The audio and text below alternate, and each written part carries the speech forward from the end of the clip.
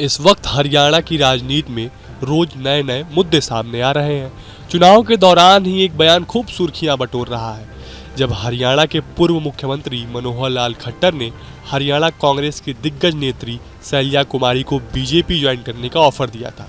इसके बाद ये सवाल शैलजा के पीछे ऐसा पड़ गया है जैसे मानो कि उनका सरनेम हो। लेकिन फिर कुछ ही दिनों में शैलजा कुमारी मीडिया के सामने आकर बयान देती हैं कि वह मरते दम तक कांग्रेस में रहेंगी। राजनीतिक गलियारों में एक चर्चा जो इस वक्त जोर पकड़ रही है कि वह कांग्रेस आलाकमान से नाराज चल रही हैं। टिकट बंटवारे के दौरान भी पार्टी नेतृत्व ने उनके प्रत्याशी के नाम के तरजीह नहीं दी थी। इसके बाद वो प्रत्याशियों के प्रचार में भी सक्रिय तौर पर नजर नहीं आ रही थी। इसके बाद तरह तरह की खबरें निकलकर सामने आ रही थी, लेकिन फिलहाल शैलजा कुमारी ने इस उड़ती हुई खबरों पर पूर्ण विराम लगाते हुए पार्टी को आश्वस्त कर दिया है कि वह कह नहीं जा रही हैं। लेकिन इस दौरान चुनाव प्रचार के सिलसिले में केंद्रीय गृह मंत्री अमित शाह हरियाणा पहुंचे थे। इस दौरान उन्होंने कांग्रेस को आड़े हाथ लेते हुए कहा कि कांग्रेस पार्टी दलित विरोधी है। अमित शाह ने कुमारी शैलजा का जिक्र करते हुए कहा कि कांग्रेस पार्टी ने हमेशा से दलित नेताओं का अपमान किया है, चाहे वो अशोक तंवर हो या फिर बहन शैलजा हो। इस वक्त शैलजा कथित तौर पर कांग्रेस पार्टी से दरकिनार किए जाने से नाखुश है।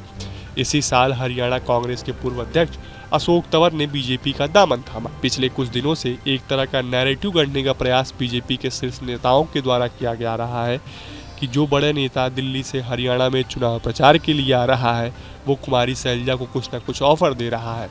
बीजेपी के सारे नेता एक लाइन में प्रदेश की जनता को ये संदेश देना चाहते हैं कि कांग्रेस सिर्फ जनसभाओं में दलित की बात करती है, जब दलितों को सम्मान देने की बारी आती है तो वह दलित नेताओं को दरकिनार कर देती है।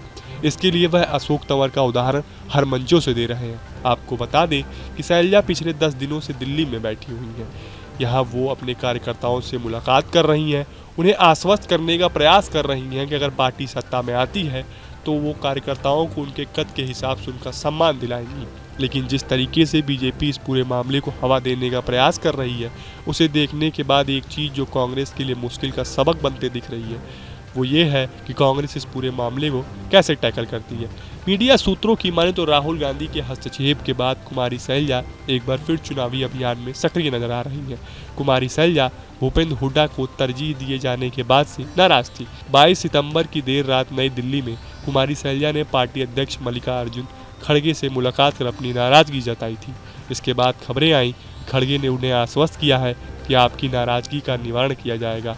मीडिया रिपोर्ट्स की माने तो राहुल गांधी ने सभी खेमे के नेताओं से मिलकर उनके बीच एक पुल बनने का प्रयास किया है और सभी नेताओं से मिलकर एक निर्देश भी दिया है कि सभी साथ मिलकर काम करें कि हरियाणा में पार्टी सत्ता में आए।